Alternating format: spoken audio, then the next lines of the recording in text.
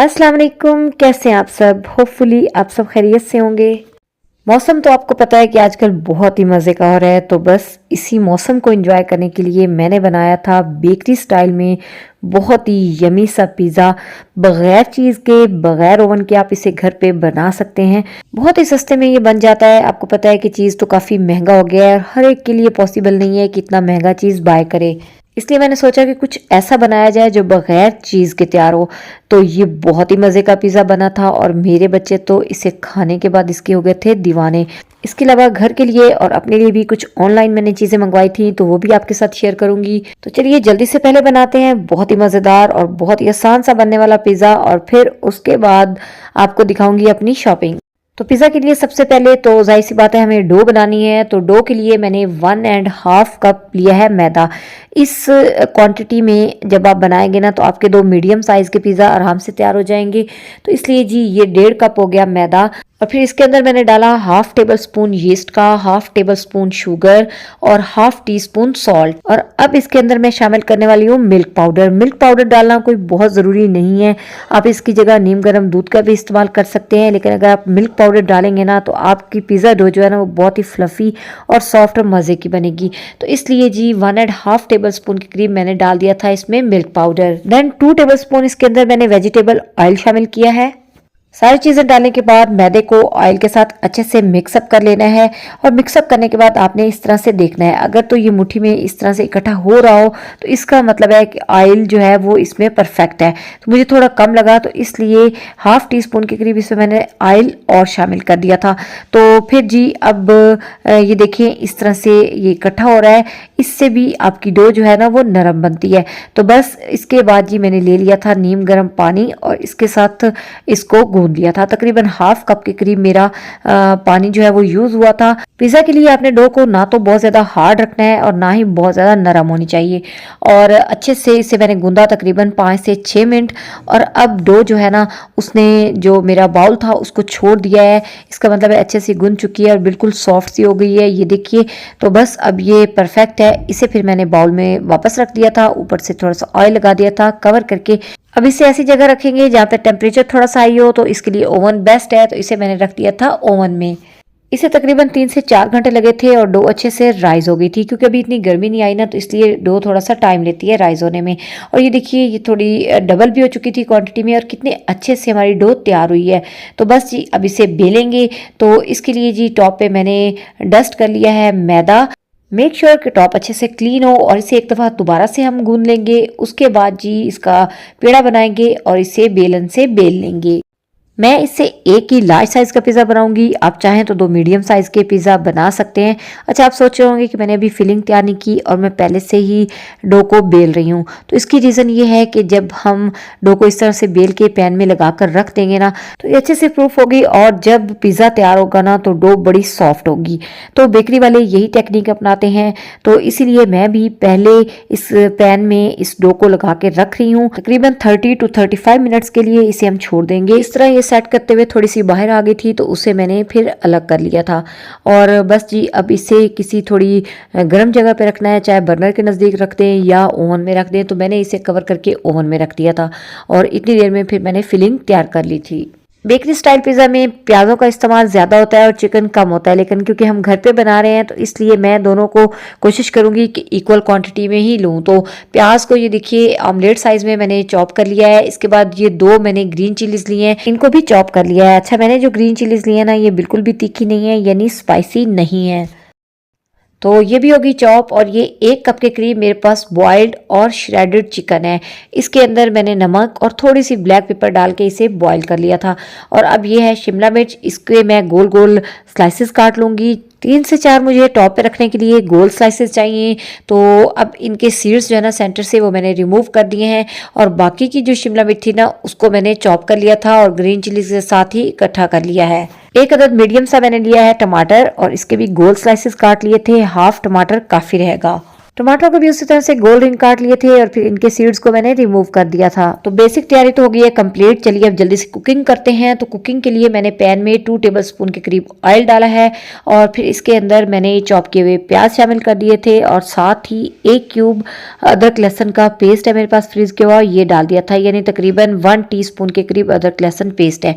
और फिर जी इसे 2 मिनट तक तकरीबन मैंने सॉटे किया और साथ ही इसमें मैंने डाल दी थी ग्रीन चिलीज और जो शिमला मिर्च हमने चॉप की थी वो। इनको डालने के बाद तकरीबन 1 मिनट तक मजीद कुक किया था और फिर जी मैंने बॉइल्ड और श्रेडेड चिकन जो था वो शामिल कर दिया था। तो चिकन को वेजिटेबल के साथ अच्छे से कर लिया था पहले मिक्स तकरीबन 1 मिनट तक और फिर इसके अंदर डाले थे स्पाइसेस आप अपने टेस्ट के अकॉर्डिंग डाल लीजिएगा। मैंने हाफ टी स्पून से थोड़ी सी कम ब्लैक पेपर पाउडर शामिल किया था और हाफ टी स्पून इसके अंदर मैंने पेपरिका पाउडर डाला है। ये ना हो तो आप सिंपल जो रेड चिलीज होती हैं पाउडर फॉर्म में वो डालें या कुटी हुई लाल मिर्च डालें और इनको कर लिया था मिक्स। और अब जी इसके अंदर जो हम स्पेशल इंग्रेडिएंट ऐड करेंगे ना वो है सोया सॉस, जिससे इसमें परफेक्ट बेकरी वाला टेस्ट आएगा। तो 2 टेबलस्पून इसके अंदर मैंने सोया सॉस ऐड कर दिया है। नमक अभी मैंने शामिल नहीं किया क्योंकि सोया सॉस के अंदर भी सॉल्ट होता है, तो इसलिए पहले आप टेस्ट कर लीजिएगा। सोया सॉस डालने के बाद फिर जितना आपको रिक्वायर्ड हो उतना डाल लीजिएगा। ये तो अब ऑलमोस्ट डन है। अब इसके लिए एक बाइंडिंग एजेंट डालना है जिससे चिकन जो है ना वो पिज्जे पे अच्छे से बाइंड हो जाएगा। तो इसके लिए हम इसमें ये दूध और कॉर्नफ्लोर की स्लरी ऐड करेंगे। इसको बनाने के लिए हाफ कप के करीब मैंने लिया था दूध और 1 टेबलस्पून इसमें डाला था कॉर्नफ्लोर। मिक्स करने के बाद इसके अंदर शामिल कर दिया था। इससे जो चिकन है ना वो पिज्जा के ऊपर अच्छे से बाइंड होकर रहेगा। अब इसको थोड़ा सा थिक होने देना है, तकरीबन आधा मिनट लगा और ये हो गया था थिक। इसके बाद मैंने फ्लेम को कर दिया था बंद। तो ये पिज्जा के लिए हमारी यमी सी फिलिंग अब हो गई है तैयार। और अब रह गया लास्ट स्टेप यानी पिज्जा को असेंबल करना। इतनी देर में मैंने ओवन को प्री हीट होने के लिए छोड़ दिया था।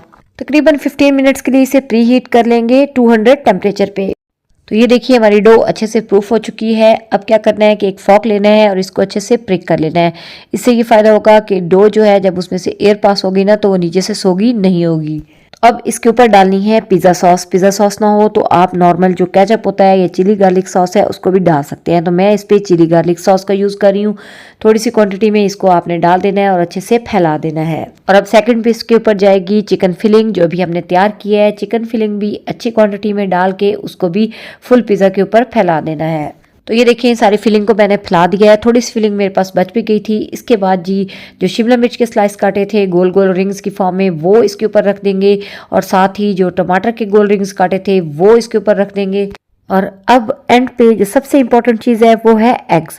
तो मैंने 2 एग्स लिए थे और उनको मैंने बीट कर लिया था।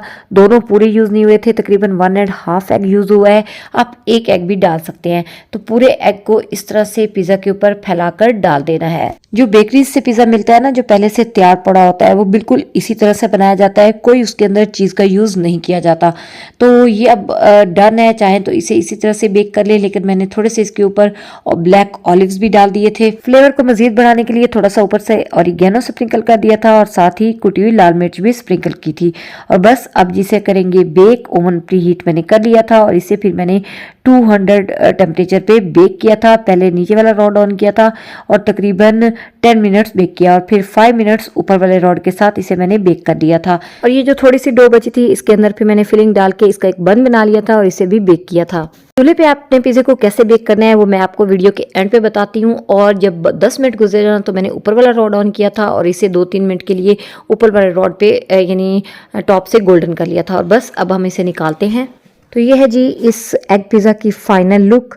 बग़ैर किसी चीज़ के और बहुत ज़्यादा पैसा खर्च किए घर पे आप सस्ते में ये बेकरी स्टाइल में पिज़्ज़ा बना सकते हैं। बहुत यमी बनता है। बच्चे तो इसके दीवाने हो जाएंगे और आपकी जेब पे भी भारी नहीं पड़ेगा। क्योंकि हम इसमें ऊपर से एग डालते हैं ना तो साइड से भी थोड़ा सा निकलता है तो स्टिक हो जाता है। तो इसलिए पहले छुरी से आपने साइड्स को ज़रूर अलग करना है। और ये नीचे से देखें इसकी डो कितनी ज़बरदस्त बेक हुई है। किसी भी टी पार्टी के लिए, बच्चों के लंच के लिए आप इसे बना सकते हैं। बच्चों को बिल्कुल पता नहीं चलेगा कि इसके अंदर चीज़ नहीं है। जब आप इस रेसिपी से इसको बनाएंगे ना तो आपको परफेक्ट बेकरी वाला टेस्ट ही मिलेगा। तो एक दफ़ा जी मेरे कहने पे इसको ट्राई ज़रूर आपने करना है। और अब आपको दिखाती हूँ अपनी शॉपिंग। और ये पैकेट 2-3 दिनों से आए पड़े थे और मैं बस यही सोची थी अभी खोलती हूँ। तो आज मैंने सोचा कि रात सोने से पहले तो इन्हें खोल के मैंने सोना है। ग्रीन टी मैंने अभी अपने लिए बनाई है तो साथ साथ ग्रीन टी भी पीती हूँ और आपको दिखाती हूँ कि घर के लिए मैंने क्या चीज़ें ज़रा से ऑर्डर की हैं। तो ये एक स्टैंडिंग हुक्स कह लें या होल्डर कह लें वो हैं। इनके अंदर फ्लावर्स जो हैं उन्हें मैं हैंग करूँगी, और ये बाहर जो स्टेयर्स वाला एरिया है ना उसके लिए मैंने मंगवाई हैं। क्वालिटी वाइज तो ये बहुत अच्छी आई हैं, लेकिन एक मसला है कि इनमें स्टिकिंग के लिए डबल टेप लगी हुई है, जो कि ज़ाहिर बात है इतनी मजबूत नहीं होती है। अगर यहाँ पे कोई कील वगैरह होता है जिससे ये अटैच होते हैं तो ये ज़्यादा परफेक्ट होते हैं। और बाहर टेरेस पे मुझे फ्लावर बास्केट हैंग करनी थी, तो उसके लिए ये हैंगिंग हुक्स मैंने मंगवाई हैं। तो ये काफ़ी रीज़नेबल हैं। 4 हुक्स आई हैं जी, ये तकरीबन 8 समथिंग में, लेकिन क्योंकि डिलीवरी चार्जेस ज़्यादा बन जाते हैं ना, तो इसलिए ये चीज़ हमें महंगी लगती है। और ये जो पहली वाली मैंने आपको दिखाई हैं ये आई थिंक 171 की थी, लेकिन फिर उसी तरह डिलीवरी चार्जेस डाल के तो इनकी कॉस्ट 300 तक चली गई। मैंने बेडरूम के लिए एक क्लॉक ऑर्डर किया था। ये दिखने में बहुत ही खूबसूरत लगता है, लेकिन इसके बहुत छोटे छोटे पार्ट्स हैं जिनको ज़ाहिर बात है इकट्ठा जोड़ना और क्लॉक बनाना एक मुश्किल काम होगा। उसके बाद ये टेरेस पे हैंगिंग के लिए ये मैंने फ्लावर बास्केट ऑर्डर की थी, और ये 12 समथिंग में 6 थी। और ये जो है ये भी काफ़ी अच्छी आई हैं, 3 डिफरेंट कलर में आई हैं, और इनके साथ जो चेन्स दी गई है ना उनकी क्वालिटी भी बहुत अच्छी है। तो ये थी घर की कुछ चीज़ें। अब मैंने अपने लिए ऑर्गेनिक लैब से इनका रिफाइनिंग सीरम और इसके साथ ये मॉइस्चराइज़र ऑर्डर किया है। तो बॉक्सिंग और इसकी जो पैकिंग है बहुत ज़बरदस्त है। बाकी जो बॉटल है वो भी दिखने में खूबसूरत है, और अब इसे यूज़ करूँगी। यूज़ करने के बाद इसका क्या रिज़ल्ट मिलता है वो रिव्यू इंशाल्लाह आफ्टर 1 मंथ मैं आपसे ज़रूर शेयर करूँगी। चलिए आपको बता देती हूँ कि अगर आपके पास ओवन नहीं है और आपने बर्नर पे ही पिज़्ज़ा बनाना है तो फिर क्या करेंगे। आपने एक तवा लेना है, उसको आपने प्री हीट होने के लिए छोड़ देना है। 15 से 20 मिनट आपने इसे लो फ्लेम पे हीट अप करना है। फिर उसके ऊपर आपने पिज़्ज़ा वाला पैन रख देना है, और ऊपर से एक और पैन लेके उसे कवर कर देना है। तकरीबन 20 से 25 मिनट लगेंगे, और मीडियम फ्लेम पे या थोड़ा लो फ्लेम पे आपने इसे पकाना है, तो बहुत अच्छे से ये बेक हो जाएगा। चलिए अब मैं पीती हूँ ग्रीन टी और आपसे चाहती हूँ इजाज़त। अगर वीडियो अच्छी लगी हो लाइक करना, चैनल को सब्सक्राइब करना मत भूलिएगा। पिज़्ज़ा को भी ज़रूर ट्राई कीजिएगा। इंशाल्लाह फिर मिलेंगे नेक्स्ट वीडियो तक के लिए। अल्लाह हाफिज़।